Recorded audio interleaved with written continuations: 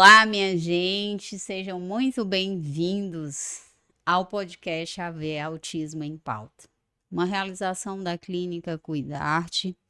Eu sou Kisler Urtiga, sou psicóloga, especialista em TEA pela Faculdade Einstein.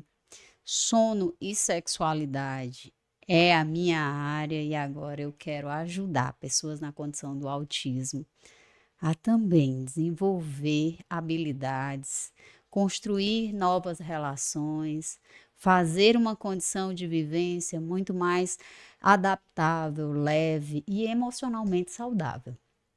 Esse é o nosso primeiro episódio e eu confesso que eu estou muito animada em começar essa jornada aqui com vocês. A ideia é ter um espaço leve, acolhedor, sem formalidades, um breve bate-papo sobre a saúde mental, sobre a troca de experiências com essas pessoas que vivem essa condição. E esse primeiro momento eu quero dizer para vocês que eu tenho aqui hoje uma pessoa muito especial. A Érica é minha paciente, tá? E hoje nós vamos falar sobre um tema que traz, de certa forma, uma condição de encontro, uma condição de entrega e de entendimento também. Então, eu gostaria que ela mesma se apresentasse para vocês, para que a gente consiga entender que caminho foi esse que a Érica encontrou e como a Érica está se vendo neste momento dentro dessa condição. Satisfação estar aqui, agradecer o convite da Kisler para falar desse tema tão importante, que é tão necessário cada vez mais. Falando um pouco de mim, sou professora de educação física, 40 anos de idade, tive o diagnóstico de autismo de suporte tipo 1 há um ano atrás. Tenho aí muitas experiências durante uma vida sem diagnóstico, e que nesse nosso bate-papo de hoje todas essas experiências vão ser relatadas, todas possíveis serão relatadas, e a gente espera ajudar bastante aí as pessoas a tentar se identificar ou encontrar direcionamentos, né, ajudas necessárias para que todo esse percurso, todo esse caminho seja mais leve, como a Kisler falou também, seja mais acolhedor. É isso, e assim, a gente precisa, nesse momento, né, abraçar, Érica, esse espaço que a gente está tendo aqui de discussão e dizer o quanto é difícil viver uma vida sem saber quem é. Você acaba de nos dizer que tem um ano que entendeu a condição do autismo e entendeu como você funcionava. Imagino eu o que não está hoje ampliando esse olhar para você, do que você sentia, de como você se portava diante das pessoas.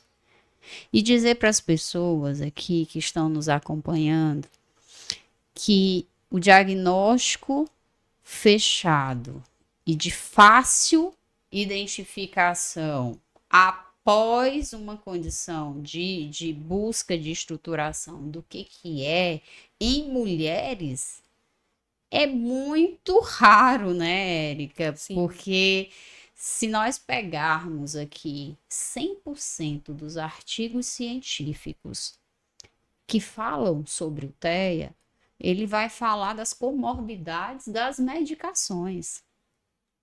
E apenas desses 100%, 3,5% falam sobre o TEA adulto.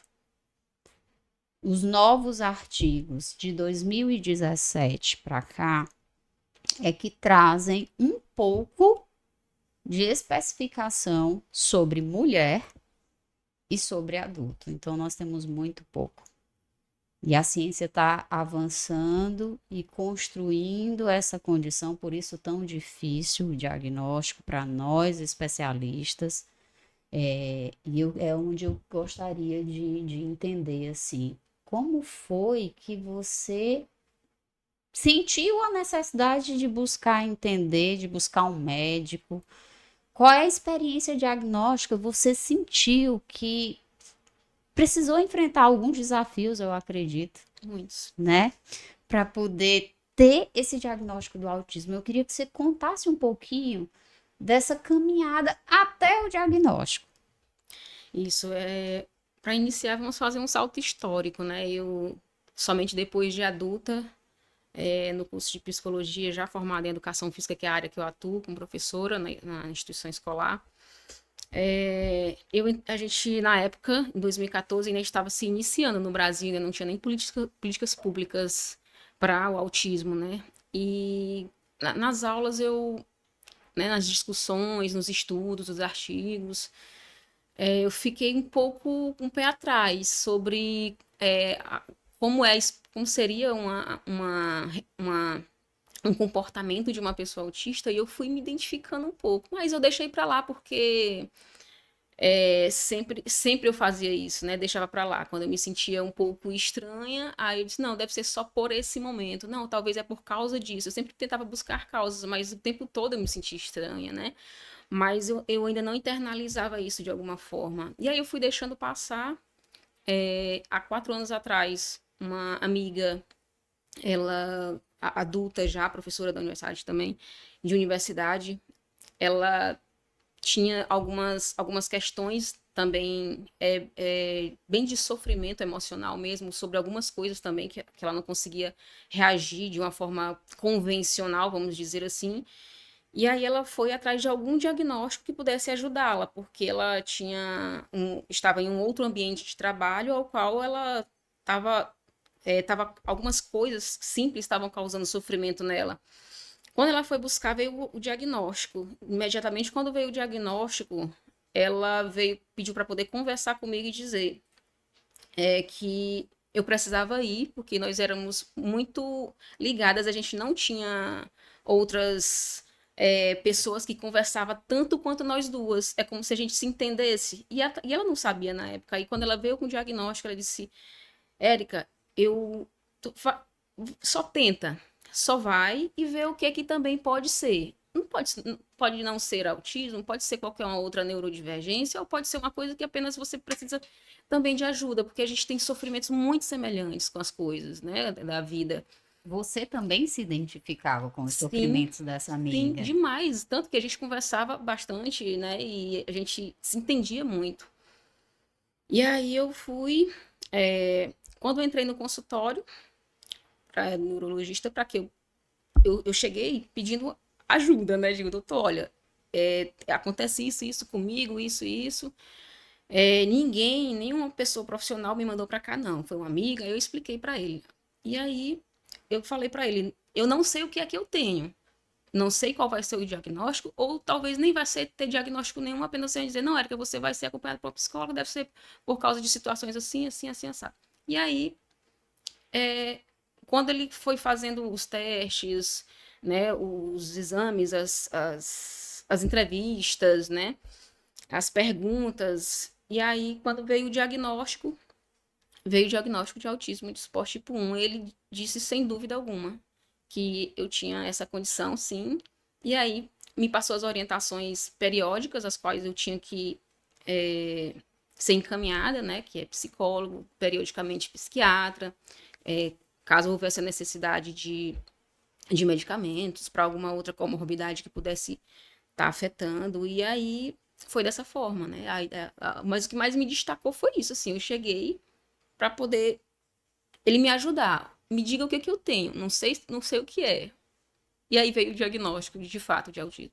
A Érica foi provocada por uma amiga que impulsionou a ida dela a um médico. No caso, a especialidade que a Érica buscou foi o neurologista. Ultimamente, a gente vê a psiquiatria muito à frente, viu, Érica, também dos diagnósticos de autismo. E por quê? Porque não chega mais para a gente uma condição de TEA clássico, como chega a criança. O TEA adulto, ele vem com outras comorbidades, infelizmente. Então, assim, cabe a nós, especialistas, entendermos. Você vem por depressão, Mas por que não pensar em TEA? Então, nós que estamos hoje em busca de estudar cada vez mais o TEA adulto, nós temos que realmente ter essa perícia em ampliar esse olhar. Se por trás daquela depressão, do transtorno bipolar, do transtorno de personalidade, não tem um TEA. Como não ter um TEA?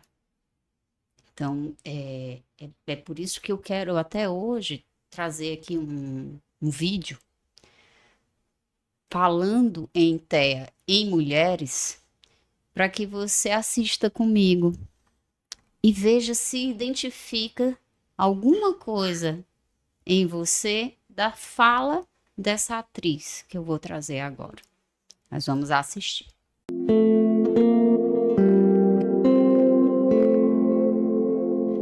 É o cansaço de uma vida inteira tentando se encaixar.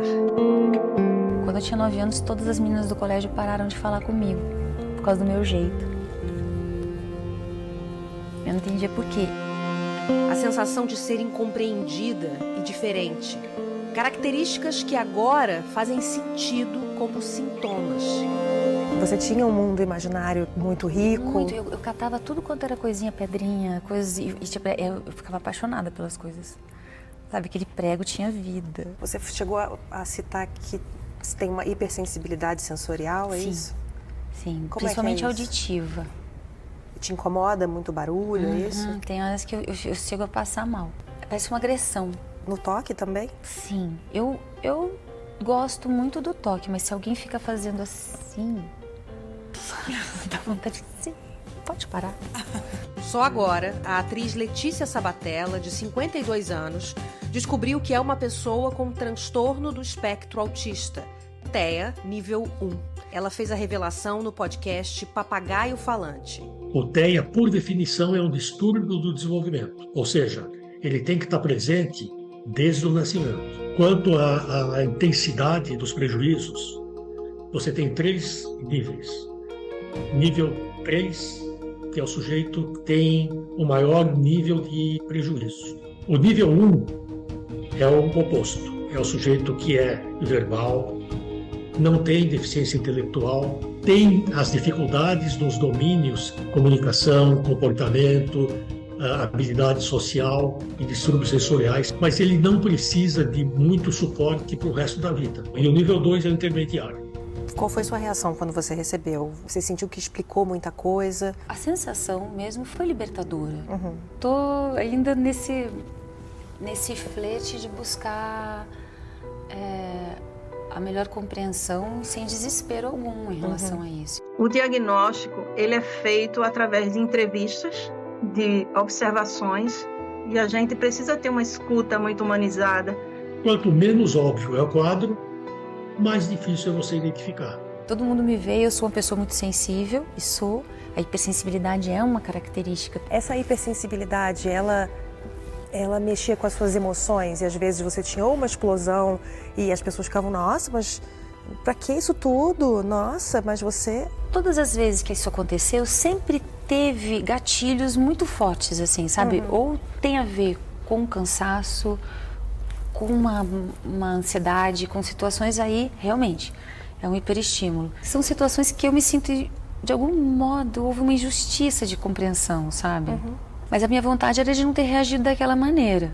Érica, nós assistimos agora o vídeo da Letícia Sabatella e essa camuflagem, né?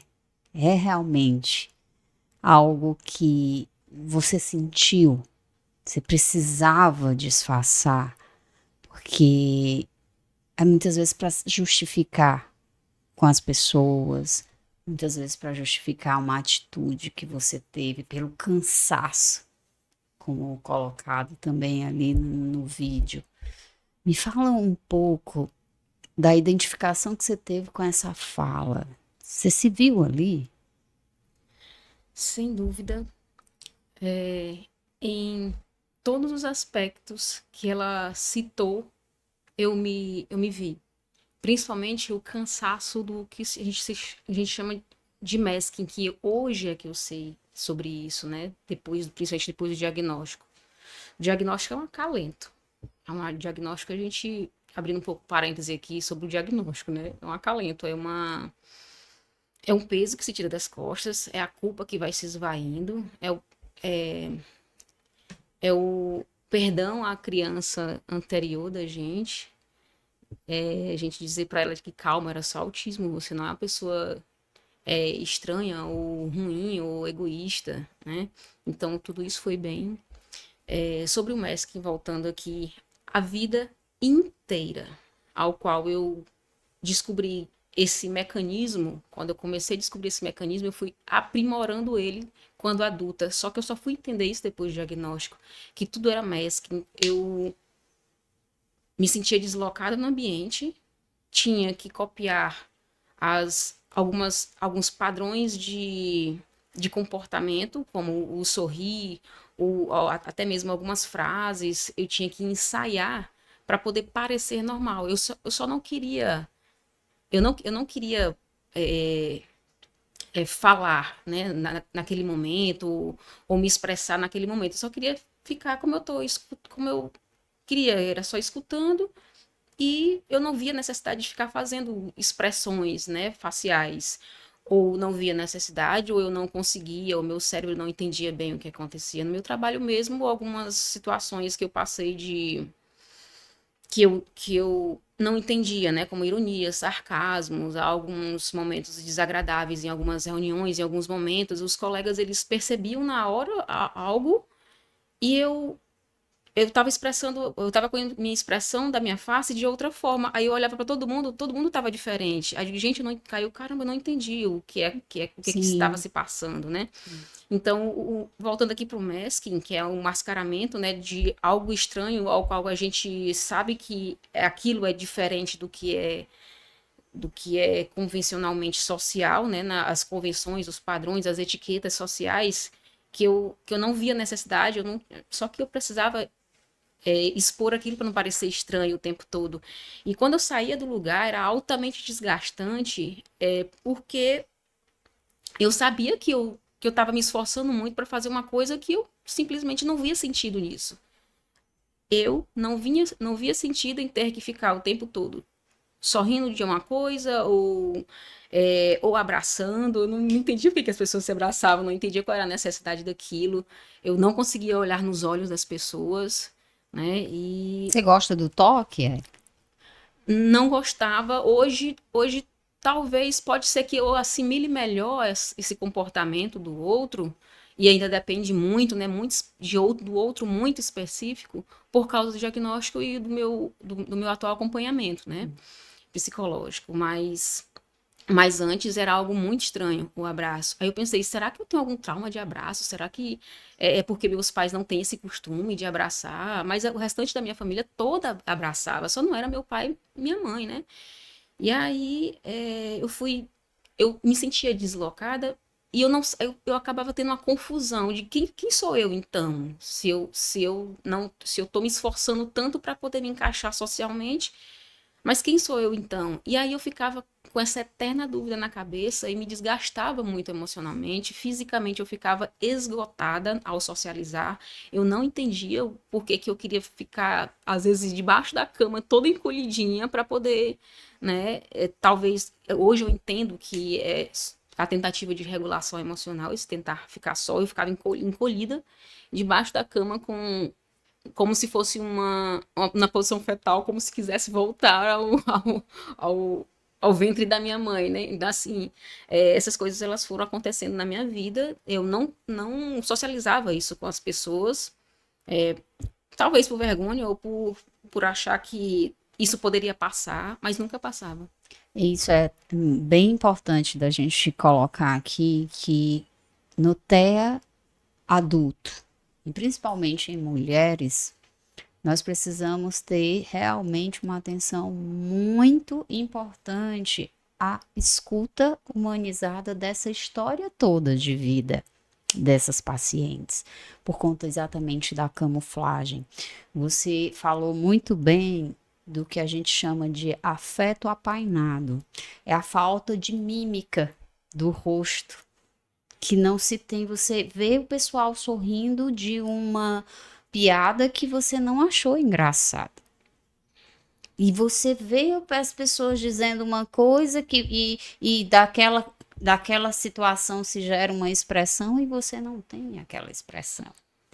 E o mais curioso a isso, voltando para uma questão bem profissional de diagnóstico, é que essa mesma condição está no transtorno depressivo.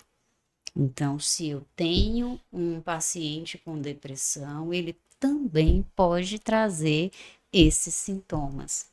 Por isso que o TEA, a gente tem que elencar vários sintomas e construir a história desse paciente. A gente tem que olhar para a história e o que ele viveu. E é o que você está começando a compreender diante do seu diagnóstico. Por que eu me sentia com vontade de me isolar? Por que eu não tinha essa pulsão tão social? Por que eu tinha que me explicar?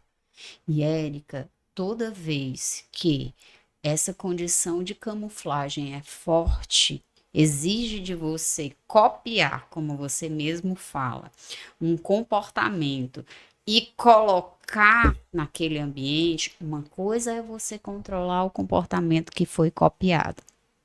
Outra coisa é você controlar o meio.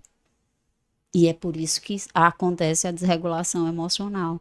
Porque você controla o seu comportamento, você aprendeu e vai replicar ali. Mas pode ser que o meio não exija mais aquele comportamento. E aí você acaba saindo como alguém que está ali, que não foi legal o seu comportamento, que exagerou, ou que fez uma situação desconfortável ou desnecessária para aquela situação. Então, assim, a importância da gente entender o que eu vou viver. Você é hoje uma professora. Você é hoje uma pessoa que está com muitos alunos. Você tem que dar uma entrega. Mas a Érica, pessoal, ela também se encontrou numa habilidade que é o esporte. A Érica, ela também soube colocar a habilidade de ensinar de uma outra forma que atendia a condição dela, que atendia a necessidade dela, inclusive de regulação, viu, Érica?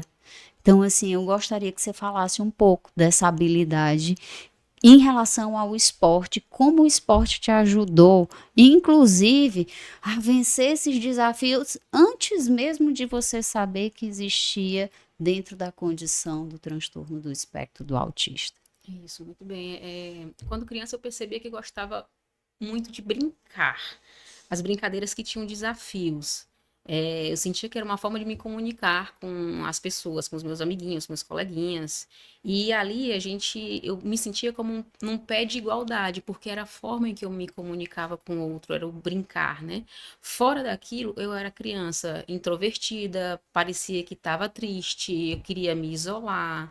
Eu ia para o sítio do meu avô, ficava no meio do mato sozinha, com um graveto no chão, passava horas com graveto no chão, olhando pedra, analisando cada coisinha que estava no chão, cada detalhe. Tudo tinha vida, né? Tudo, isso. Olha a criatividade. De onde que veio aquilo? Eu ficava me fazendo perguntas sozinha e eu gostava daquilo. E aquilo era um comportamento. Eu percebi que era um comportamento meu, não era um comportamento isolado. Ah, hoje eu quero ficar sozinha. Ah, hoje eu não gostei daquela experiência, eu quero ficar sozinha bem aqui. Não. Em praticamente todas as situações, eu queria ficar sozinha, né? E aí, mas também, ao mesmo tempo, eu queria, quando tinha as brincadeiras na rua com os meus amigos, meus vizinhos, quando criança, era uma forma em que eu me sentia, entre aspas, normal. Então, mobilizar o meu corpo era uma forma de comunicação social. E isso foi se transportando para o esporte. Quando eu fui ficando mais adolescente, foi transportando para o esporte. E aí eu percebi que ia ampliar essa minha forma de comunicação. Mas também, ao mesmo tempo, eu ainda estava vendo aquilo como uma tarefa a ser cumprida, como se eu gostasse também de desafios. E aquele desafio, eu participar daquele desafio, seja esporte ou brincadeiras, me fazia pertencente ao mundo. É como se aquilo dali fosse um sentido de vida para mim, ser desafiada. mas ao mesmo tempo me ajudou muito na comunicação social, mas eu ainda muito introvertida, mesmo no esporte. Quando eu não estava na prática em si, eu ainda era conhecida como muito introvertida. As pessoas chegavam, perguntavam para mim se eu estava triste, se eu estava com raiva, e eu digo, não, gente, eu não tô triste, eu não tô com raiva. Eu disse, será que eu tô com esse sentimento? Aí eu ficava procurando na minha cabeça, e aí aquilo me gerava ansiedade, angústia, mas eu não tô triste, eu não tô... E aí eu tinha que ficar, como você falou, o tempo todo dando respostas, e isso é altamente desgastante. E aí acho que foi aí que potencializou também, quando começou a ser essas perguntas, a utilização do meu MESC, né? Começar, inclusive, a aprimorar ele até a vida adulta, que aí é onde entra a dificuldade de diagnóstico do autista adulto, né? Que a criança, ela não consegue mascarar ainda, né? Mas a gente já tem uma habilidade, às vezes, gigantesca de mascaramento, né? Daquele comportamento que socialmente não é adequado. Mas voltando para o esporte, como aquilo foi me ajudando tanto a me inserir minimamente, socialmente, eu pensei, digo, gente, eu quero ser professora de educação física, eu quero proporcionar esse ambiente, essa possibilidade que existe, e eu sem saber ainda o que eu tinha.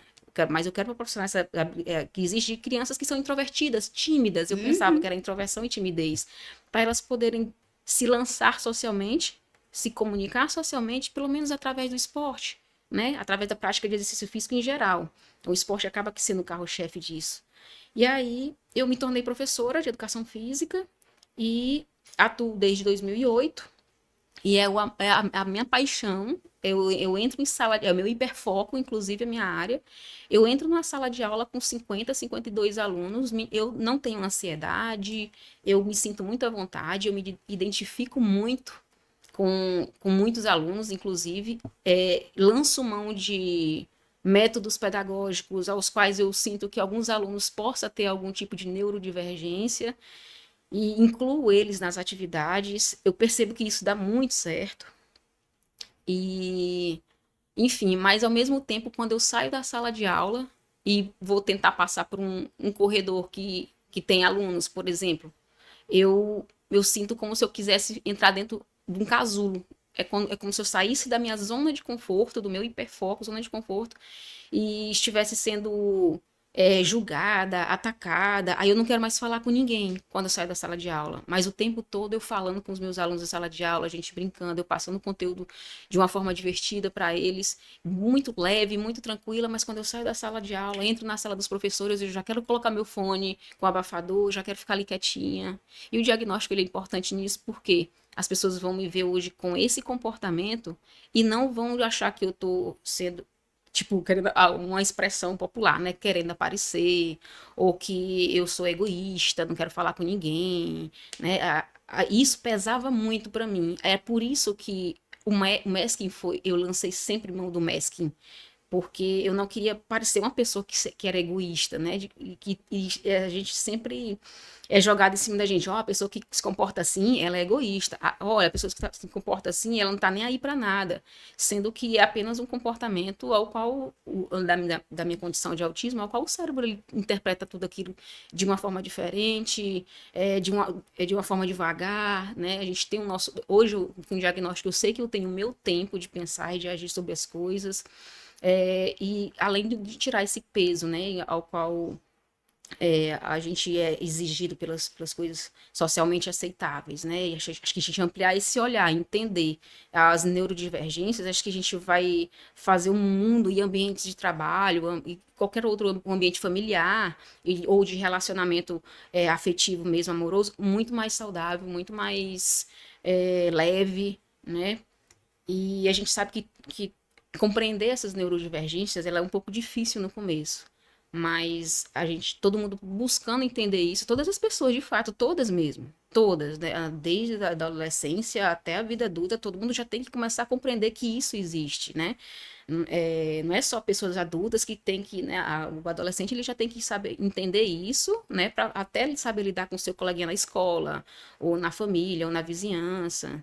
E por isso que esses momentos, como você colocou aqui, o projeto AV é extremamente importante, porque você dá publicidade a isso, você vai fazer com que as pessoas entendam que isso existe, primeiro identificar, né? Bom, isso existe. Então, beleza, isso existe, mas Aí a pessoa vai começar a se questionar, será que as pessoas ao meu redor têm essa condição, mas mesmo não tendo, elas expõem alguns daqueles comportamentos, e aí depois eu vou buscar compreender, porque às vezes pode ser alguma outra dificuldade. Então, assim, a ideia é as pessoas tentarem enxergar isso e tentar compreender tudo isso no seu meio. Gera muito menos sofrimento em todos os aspectos, né? Isso, e é muito importante pegar aqui um gancho da sua fala, né, e pensar que quando se fala de pessoas, e ao tempo que a gente vai se colocando em grupos mais semelhantes, como foi o caso da sua amiga, busca. Eu queria pensar aqui junto com você, no universo dessa turma de mais de 50 alunos, como você também coloca aqui para mim,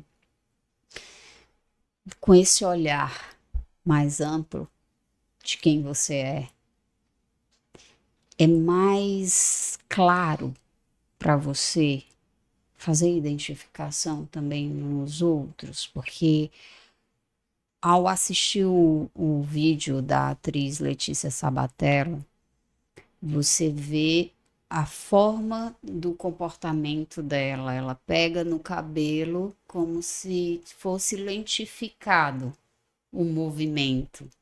Então, tem características bem sutis que os profissionais têm que estar alerta, e eu falo dos profissionais, não só aqueles que devem fechar diagnósticos corretos.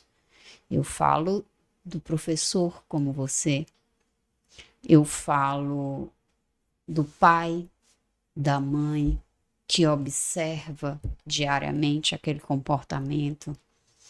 Eu falo do seu colega de trabalho, que você está vendo a dificuldade, o sofrimento.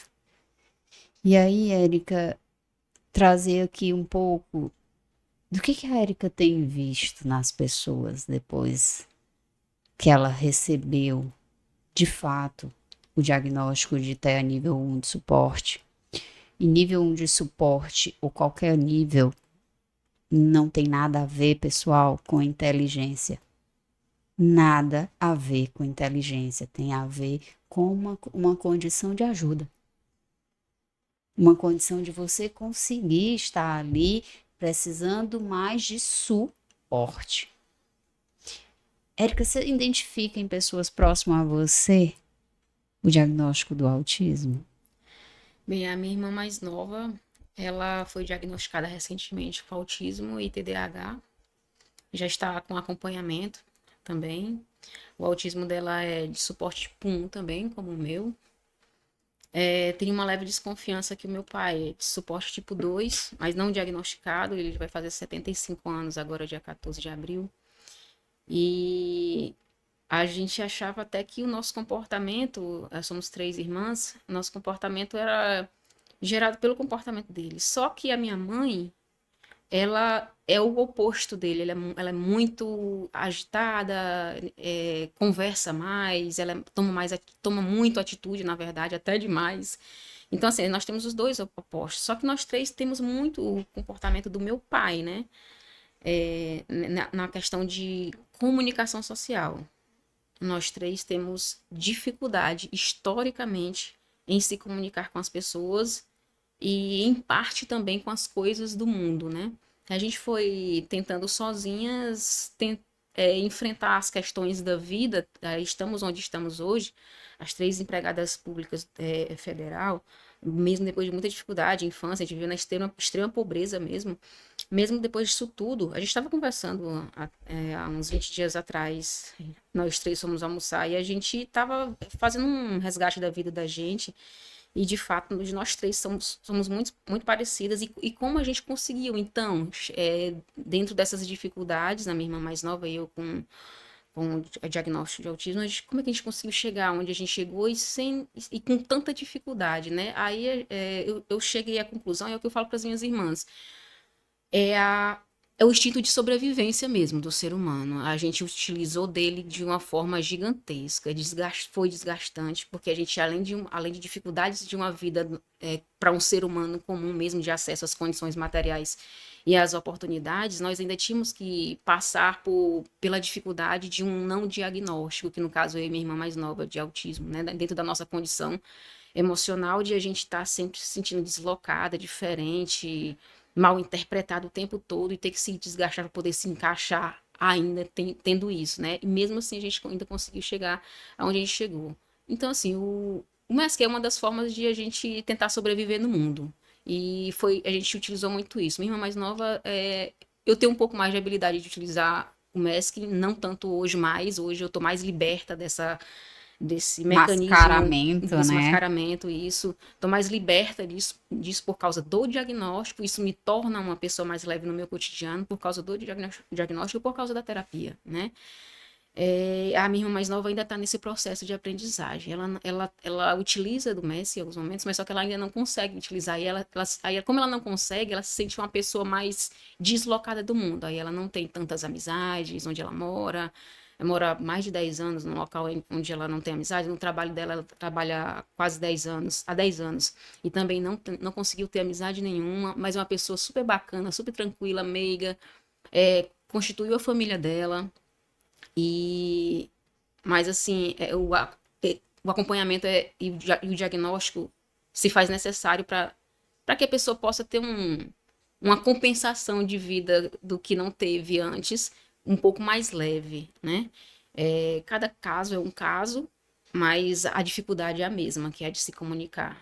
E em relação aos meus alunos, no meu trabalho, antes do diagnóstico, eu sempre, na sala de aula, percebia que os alunos que tinham alguma condição de neurodivergência, sendo diagnosticado ou não, que eram elencados pelo setor psicológico e pedagógico da instituição, eles se grudavam muito em mim, eles se aproximavam muito de mim, eles mal conversavam com os colegas ou durante a aula ou durante o intervalo, mas comigo eles se aproximavam e conversavam, todos eles. Tinha uma identificação, então, né? Exatamente. E eu gostava muito de conversar com eles. Eu conversava na linguagem deles. Eu me sentia como se eu tivesse encaixada com esses alunos.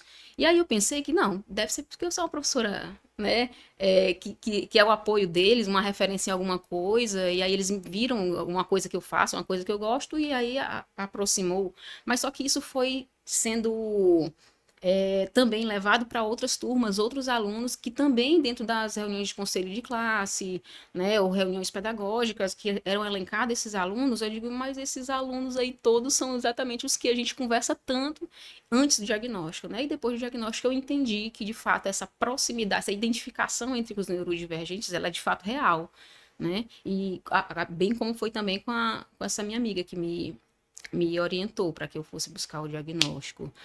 E aí, assim, a palavra que eu posso dizer depois do diagnóstico é alívio mesmo. Isso tira um peso muito grande das minhas costas, destrava emocionalmente tanta coisa. Eu estou sendo tão destravada emocionalmente, as coisas estão fluindo tanto que eu estou descobrindo novos hiperfocos, novas... depois aqui ele vai explicar um pouquinho sobre a questão do hiperfoco, né?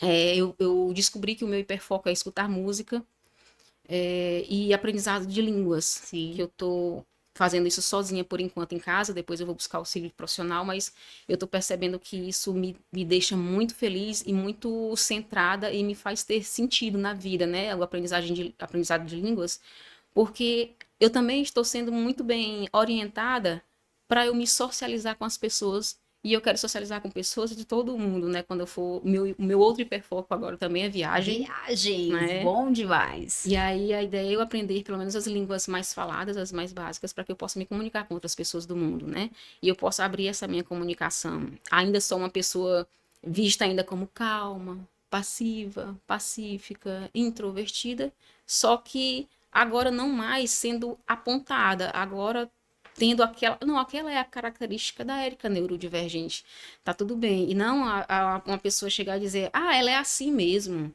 não, é assim mesmo, né, como às vezes como uma forma de não liga, só que antes do diagnóstico, né? Só que assim, as pessoas elas ligam, né? Porque a forma que a gente se expressa ou não se expressa na face, as pessoas ligam, né? Elas acham que é outra coisa, né? Mas aí, chegar e dizer, não liga, não é o suficiente. A pessoa vai continuar achando que é porque eu sou egoísta ou isso ou aquilo. Agora, hoje, as pessoas vão achar, de fato, calma aí, é só o cérebro dela que funciona de forma diferente, né? Aí eu não consigo partir de não ainda hoje não consigo partir de mim tanto me socializar, mas isso eu sinto que isso tá mudando, principalmente quando eu me lanço em desafios, né, que são viagens que eu faço, conheço pessoas novas, eu me coloco nesses desafios, por mais que seja até desgastante um pouco no final, mas também eu tô sentindo satisfação, não só o desgaste, né. Bom, vejo que você falou muito dessa construção e da condição do que é o diagnóstico para você. O hiperfoco é um regulador hoje na sua vida. Hoje você está encontrando novas condições, novas habilidades, novos desejos, novas vontades e está se permitindo viver tudo isso. Encontrar pessoas de diversas culturas. Para isso você amplia a sua condição em línguas, que é algo que você gosta de ouvir, de aprender, gosta de músicas e com isso aprende com as músicas. Me fala um pouco, você sente que os critérios diagnósticos do autismo refletem realmente a condição da Érica? Ou a Érica hoje ela tem descoberto mais características que talvez antes ela nem entendia, como uma sintomatologia do autismo? Como é que você tem visto isso, Érica, diante desse desafio? Eu hoje tenho o diagnóstico. Eu me enquadro nesse diagnóstico?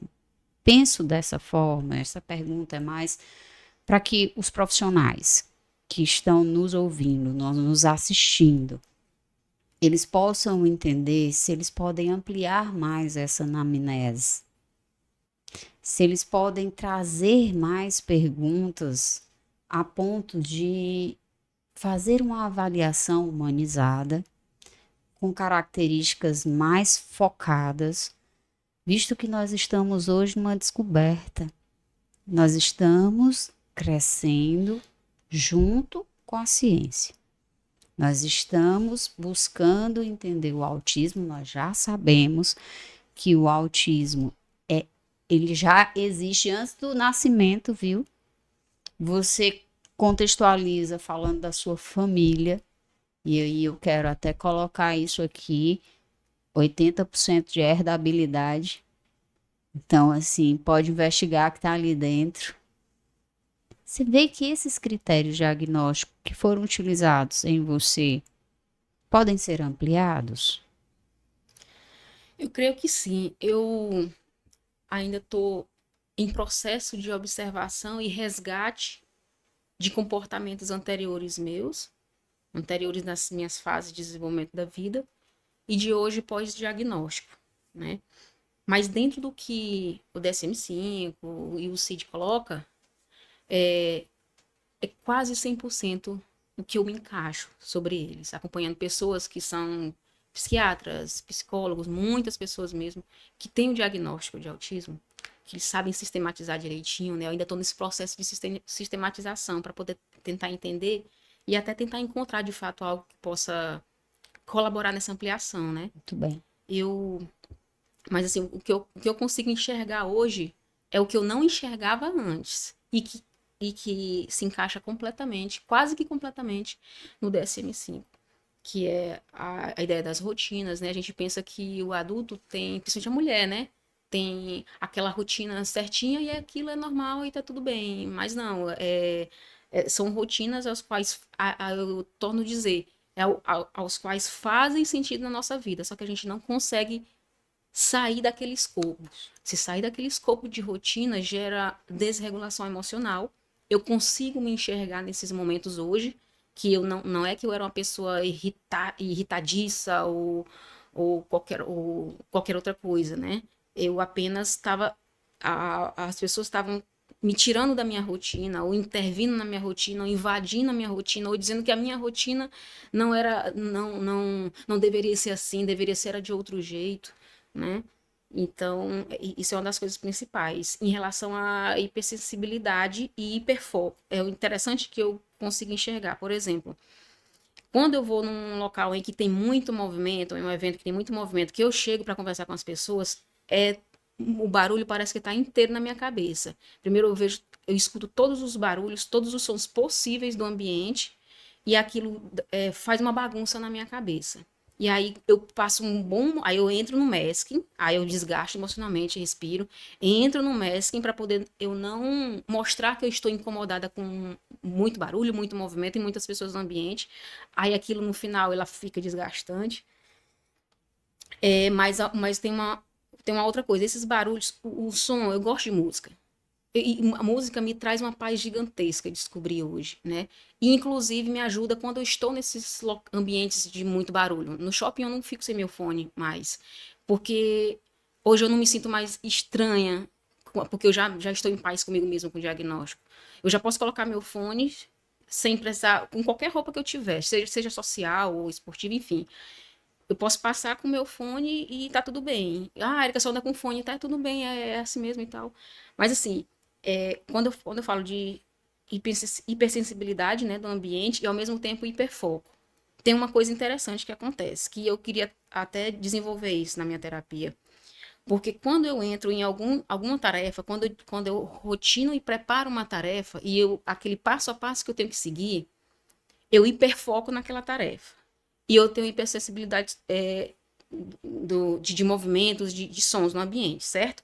Só que o aspirador de pó, com maior barulho, que é o que eu tenho em casa, que é o de maior nível de barulho, ele não me atrapalha, eu não preciso nem escutar música. Ele não me atrapalha quando eu entro em hiperfoco de limpeza da casa, por exemplo. Eu organizei todos os produtos químicos, os produtos de limpeza, eu organizei os panos de limpar, eu organizei tudo que tem que organizar para poder iniciar a limpeza. Primeiro eu faço essa organização inicial, né? Aí eu já tenho passo a passo, antes, durante e depois. Aí eu ligo o aspirador de pó e ele faz um barulho gigantesco. E aquilo não me deixa enlouquecida, porque eu estou sozinha na minha casa, eu estou controlando o ambiente, ninguém vai interferir na minha rotina, todo passo a passo está organizado para aquela limpeza da casa, eu entro em hiperfoco da limpeza e aquele barulho não me atrapalha mais, é como se eu não estivesse sentindo, escutando mais aquele barulho. Mas se eu for para um ambiente a qual nem hostil inclusive pode ser um parque de diversões, um show legal, mas na hora que eu entro, o incômodo ele é o primeiro impacto que eu recebo, né? Que são de muitas pessoas. Aí eu tenho que expressar fazer algumas expressões para algumas pessoas para não parecer estranha, né? E aí depois é que eu vou ficando um pouco melhor. Mas quando eu chego em casa, eu preciso de 2, 3 dias para poder descansar daquela socialização, né? Inclusive no meu próprio trabalho mesmo. Por mais que eu goste de socializar com os meus alunos na sala de aula, eu chego em casa todo dia desgastada, altamente desgastada. Aí eu pensava sempre assim, me culpava às vezes. Nossa, mas eu sou atleta, né? De artes marciais e tudo. Inclusive, é uma outra camada que me ajudou bastante, né? Nessa questão de concentração, de tentar suportar as coisas, ou dor, ou qualquer incômodo, né? Tem aquela concentração, enfim. Nossa, mas eu sou uma pessoa tão forte e eu me desgasto tanto. Aí, não, deve ser normal com todo mundo. Eu me vinha sempre na minha cabeça, não, todo mundo deve sentir isso.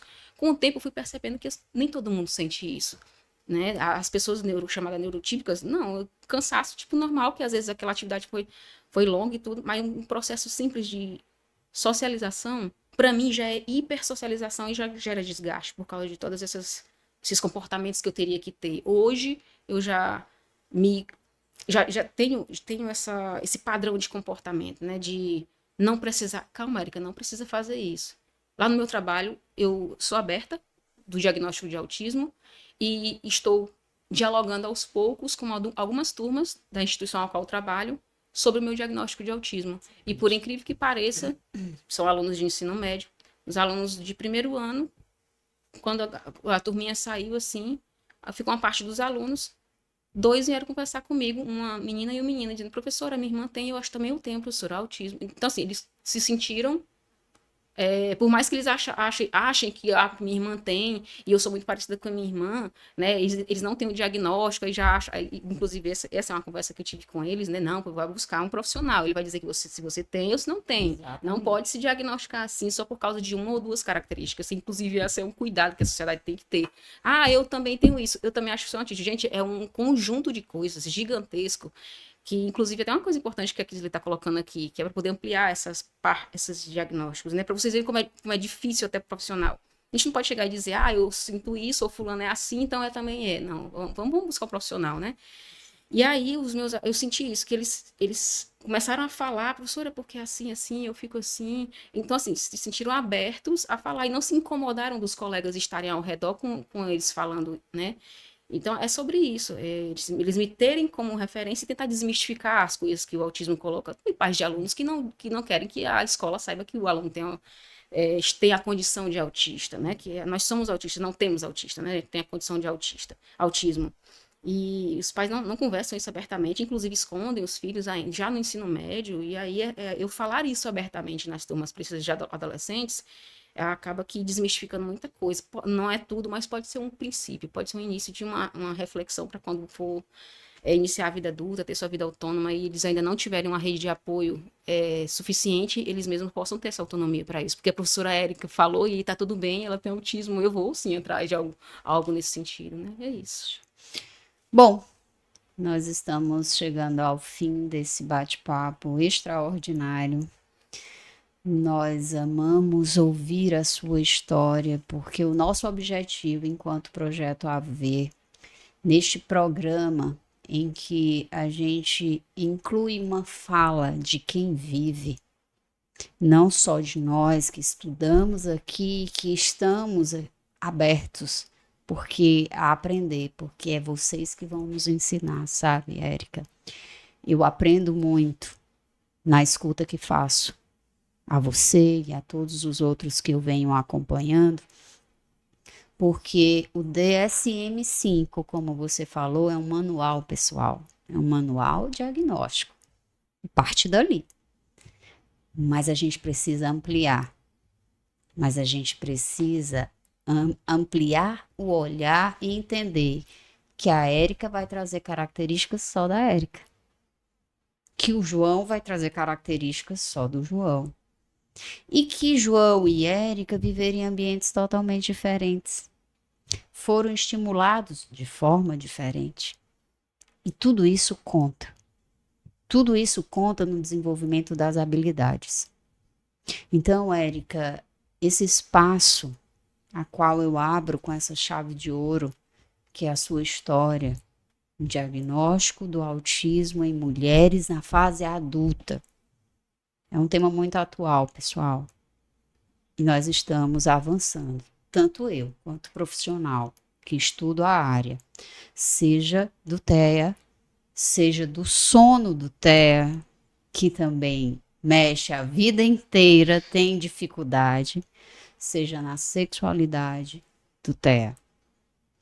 Eu estou aqui hoje abrindo esse espaço para trazer pessoas para fazerem com que você, que ainda não tinha olhado para isso e que vive num sofrimento, pode sim começar a ampliar uma investigação e melhorar muito a tua condição de vida. Érica, muito obrigada pelas suas palavras, pela sua entrega, e assim, saiba que você é uma pessoa que contribui muito para esse crescimento do conhecimento em mim. Muito obrigada. Eu que agradeço.